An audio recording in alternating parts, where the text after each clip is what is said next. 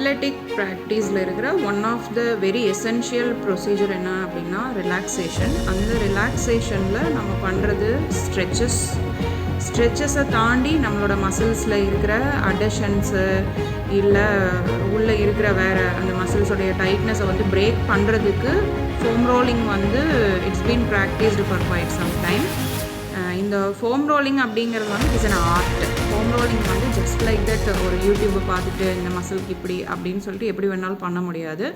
Because foam rolling involves உங்களுடைய age என்ன, நீங்கள் எவ்வளோ இயர்ஸாக அத்லெட்டிக் ப்ராக்டிசஸில் இருக்கிறீங்க, உங்களுடைய ஓவரால் மசிலுடைய வால்யூம் என்ன, அப்புறம் வந்து ஈச் அண்ட் எவ்ரி மசிலுடைய ஃப்ளோ பேட்டர்ன், அந்த மசில் வந்து வெர்டிக்கல் மசிலா, ஹாரிசான்டல் மசிலா, ஸ்பைரல் மசிலா, இதை பொறுத்து ஃபோம் ரோலிங்கோடைய டைரக்ஷன் அண்ட் ஸ்ட்ரோக்ஸ் டிஃபர் ஆகும்.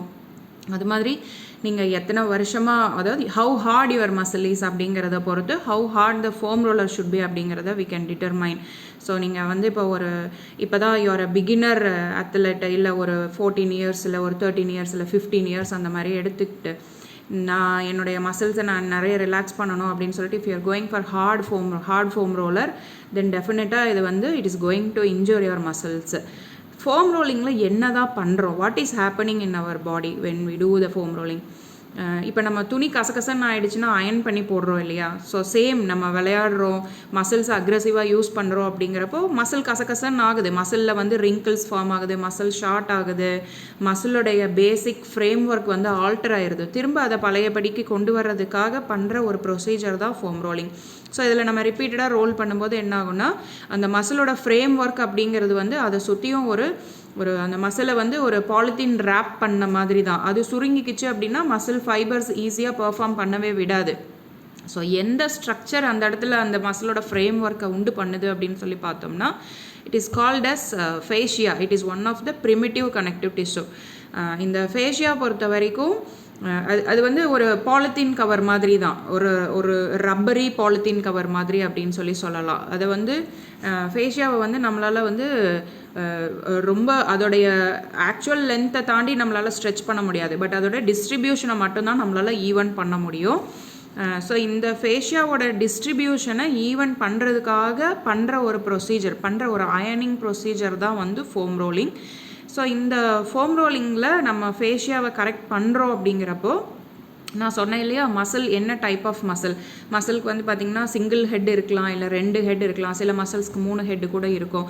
ஸோ எந்த மசிலுக்கு நம்ம ஃபோம் ரோலிங் பண்ணுறோம், அந்த மசிலோட ஃப்ரேம் ஒர்க் எந்த டைரெக்ஷனில் ஃப்ளோ ஆகுது, மசில் ஃபைபர்ஸோட ஓரியன்டேஷன் என்ன, இதை பொறுத்து. அதுக்கப்புறம் ஆஸ் ப்ரீவியஸ்லி எக்ஸ்பிளைன்டு உங்களுடைய ஏஜ் என்ன, உங்களுடைய மசில்ஸோடைய கன்சிஸ்டன்சி என்ன, நீங்கள் எத்தனை வருஷமாக அத்லெட்டிக் ப்ராக்டிஸில் இருக்கிறீங்க, இதை பொறுத்து you have to decide the foam roller and you have to decide the strokes. Foam rolling வந்து it is not a random practice. Foam rolling is an art. Foam rolling நீங்கள் roll பண்ணுறதுக்கு முன்னாடி you have to learn எந்த மசிலுக்கு எப்படி பண்ணணும் அப்படின்னு சொல்லிட்டு.